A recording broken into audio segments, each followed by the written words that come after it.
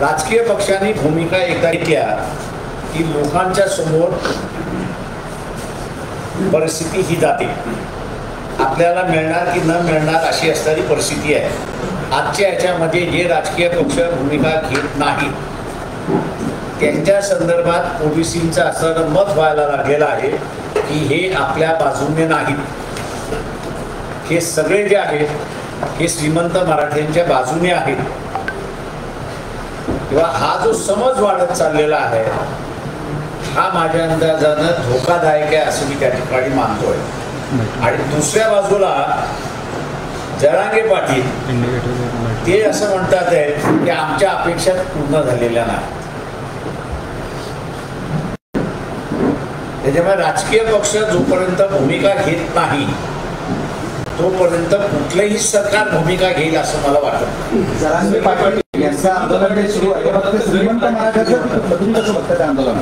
ते मी असं बघतोय की त्यांचं आंदोलन जे आहे ते गरीब मराठ्याचं आंदोलन आहे, परंतु सभेला येतात आहेत,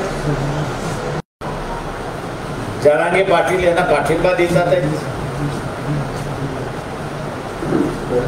पण त्यांना प्रतिनिधी मिळत नाही हे त्यांनी असं लक्षात घेतलं। त्याच्यामुळे असं त्यांचं आंदोलन आता कुठल्या दिशेने जाईल काय जाईल हे मला सांगता येणार नाही। आरक्षण श्रीमंत मराठ्यांचं, हे आंदोलन श्रीमंत मराठ्यांचं आहे असं आताच काही वेळापूर्वी बोलताना मी असं म्हणालोय की त्याच्यामध्ये मराठ्यांना आरक्षण न देणं हा श्रीमंत मराठ्यांचा डाव आहे। त्याच्यामुळे असणारं जे आंदोलन झाली पाहिजे ती इथल्या असणाऱ्या श्रीमंत मराठ्यांच्या विरोधात झाली पाहिजे। दिशाभूत झालाय का? म्हणजे तुम्ही म्हणताय त्यांचं आंदोलन कुठे जाईल हे मला कळत नाही। आंदोलन मुळात गरीब मराठ्यांना म्हणजे मी भरकटलेलं असं म्हणणार नाही, ते असणारं जरांगे पाटील यांना असणारं एक ठाम भूमिका घ्यावी लागणार आहे की ते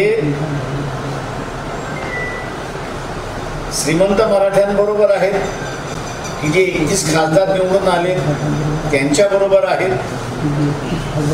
की त्यांच्या मोर्चामध्ये येणारा जो गरीब मराठा आहे, रयतेचा मराठा आहे त्यांच्याबरोबर आहेत का याचा त्यांना आता उत्तर द्यावं लागणार आहे।